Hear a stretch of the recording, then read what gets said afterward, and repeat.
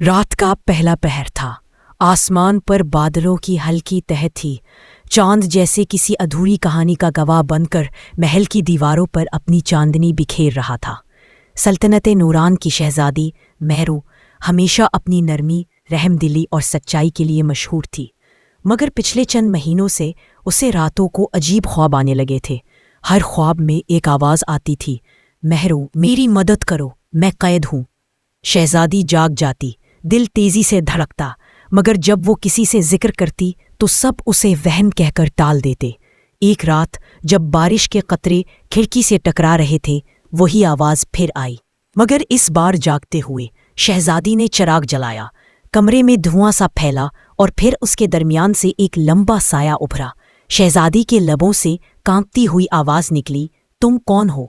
سایہ بولا، میں راہان ہوں جو صدیوں سے اس محل کے نیچے قید ہے۔ مہرو نے قدم پیچھے ہٹایا، لیکن حیرت کی بات یہ تھی کہ اس کے دل میں خوف سے زیادہ ترس تھا۔ تم قید کیوں ہو؟ راہان کی آنکھوں میں سرخی چمکی، پھر اس نے آہ بھری۔ میں کبھی انسان تھا، طاقت کی خواہش میں جادوگر بن گیا، پھر اپنے ہی ظلم کے ہاتھوں جن بن کر قید ہوا، لیکن تمہاری نیکی، تمہاری دعائیں میری قید کے دروازے تک پہنچ گئی ہیں۔ مہرو خاموش رہی، پھر بولی، اگر تم واقعی پچھتا رہے ہو تو میں تمہارے لیے دعا کروں گی۔ راہان نے مسکرا کر کہا، لیکن محتاط رہنا، میرا دوسرا روپ، میرا سایہ ابھی زندہ ہے، وہ کبھی نیکی کو برداشت نہیں کرے گا۔ اتنا کہہ کر وہ غائب ہو گیا۔ اگلی رات محل میں سناٹا چھایا ہوا تھا۔ مہرو نے اپنی دعا میں راہان کے لیے مغفرت مانگی۔ اچانک اس کے کمرے میں روشنی پھیلی، ایک سنہری انگوٹھی سامنے آ گئی۔ اس پر لکھا تھا، جس دل میں نیکی ہو یہ انگوٹھی اس کی حفاظت کرے گی۔ مہرو نے انگوٹھی پہن لی۔ اچانک تیز ہوا چلنے لگی اور اس کے آئینے پر دھند جم گئی۔ دھند میں ایک چہرہ نمودار ہوا، وہی راہان، لیکن اس بار اس کے چہرے کے ایک طرف روشنی تھی، دوسری طرف سایہ۔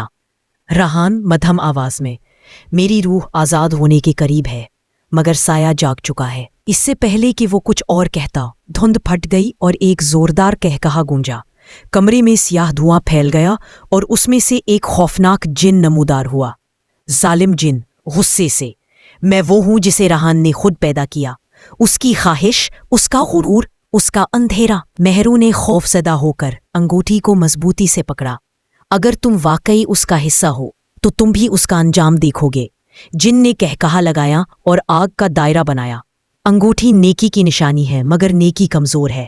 مہرو نے آنکھیں بند کی، دل سے دعا کی، اے خالق، اگر نیکی واقعی طاقت ہے تو اس اندھیرے کو ختم کر دے۔ انگوٹھی سے روشنی پھوٹی اور پوری فضا لرز اٹھی۔ راہان کی روح نمودار ہوئی۔ اس نے چیخ کر کہا، مہرو، اب تمہیں فیصلہ کرنا ہے، میری روح کو آزاد کرو یا اپنی جان بچاؤ۔ مہرو نے دل میں عزم کیا، میں نیکی کا ساتھ دوں گی، چاہے میری جان چلی جائے۔ اچانک روشنی اور اندھیرے کا ٹکراؤ ہوا، جن کی چیخیں فضا میں گونجتی رہی۔ روشنی اتنی تیز ہوئی کہ محل کی دیواریں کانپنے لگی، پھر سب کچھ خاموش ہو گیا۔ صبح جب سورج نکلا تو شہزادی اپنے بستر پر تھی۔ انگوٹھی اس کے ہاتھ میں تھی، مگر اب سیاہ ہو چکی تھی۔ وزیر نے آ کر بتایا، عجیب بات ہے شہزادی، محل کے نیچے سے سیاہ دھواں نکلتا تھا، مگر آج ساری زمین خوشبو سے مہک رہی ہے۔ مہرو مسکرائی، اس کی آنکھوں میں آنسو تھے۔ راہان آزاد ہو گیا ہے، اور اس کے ساتھ شاید میرا خوف بھی۔ اس رات جب وہ کھڑکی کے پاس بیٹھی، چاندنی محل پر پڑی اور انگوٹھی سے ہلکی سی سنہری روشنی نکلی۔ چاند کی طرف دیکھتے ہوئے اس نے دھیرے سے کہا، نیکی کبھی نہیں مرتی، وہ صرف اندھیرے کو روشنی میں بدل دیتی ہے۔ ساتھ اختتام، یہ کہانی صرف ایک شہزادی اور ایک جن کی نہیں، یہ نیکی اور بدی، روشنی اور اندھیرے، خوف اور ایمان کے درمیان ایک جنگ کی داستان ہے، اور آخر میں ہمیشہ روشنی جیتتی ہے۔ ہمارے چینل کو لائک کریں، سبسکرائب کریں، شیئر کریں اور نئے ویڈیوز کی اطلاع کے لیے بیل آئیکن کو ضرور دبائیں۔